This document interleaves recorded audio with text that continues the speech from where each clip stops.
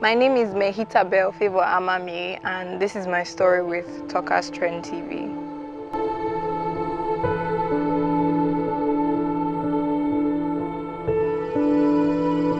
I am a dancer. I dance urban dance and contemporary. Contemporary is like my second course, but I dance urban dance with a team called the Messengers. And what we do is basically using what we've experienced to share good news to other people, especially young people like us that are passing through really difficult situations.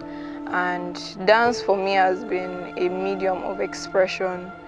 Things that I couldn't really say, they are easily exerted through my energy when I dance, and it has been an escape for me because I'm able to create things that my mouth cannot say. I started dancing when I was really small, around 5 or 6 years old, when I moved back to Port Harcourt with my parents, and I took a dance class. My dance teacher had us dance in her living room. We took classes in her living room, and it was a dream for me because I was like, I'm dancing. I was so happy.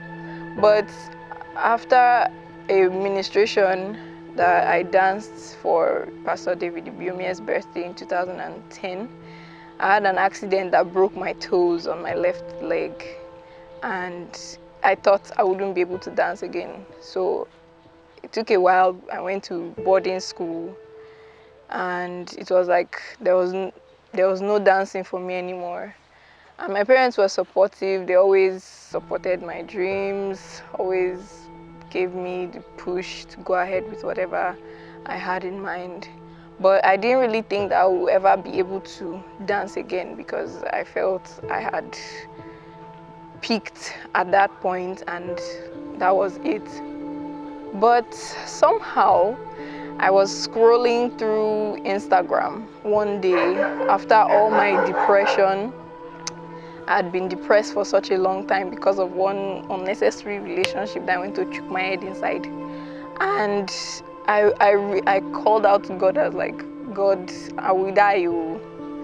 But then somehow I was on Instagram drowning my pain with my Instagram feed, and I just stumbled across a young man's Instagram feed, and his timeline was dance. He was a dancer. I saw in his bio that he taught dance. He was a dance instructor. I saw his team and what they did, and I was like, wow, maybe I can just take a few lessons, and I'm not going to join them. I don't want to join anything.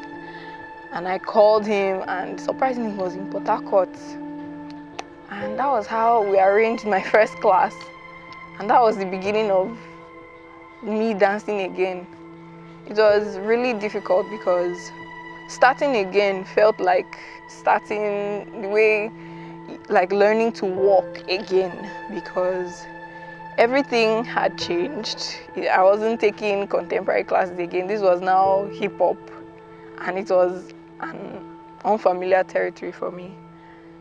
But because of the nature of the people that were in the team, everything was just moving better than I expected, and I had such low self-esteem, and dance has helped me with that a lot. I used to condemn. I was my biggest critic. I'm still struggling with that a bit, but then it was so much worse. I would abuse myself and call myself names just because I wouldn't meet an expectation that was in my mind.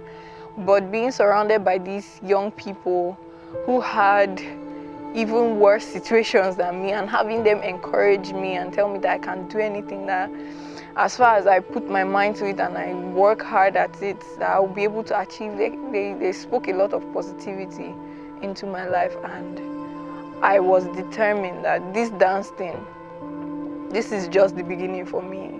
It may have stopped a long while before, but I can still do it, and that was my push. And when I started, it was like there's no turning back. And another life-changing moment for me was after discovering them and training with them for some weeks.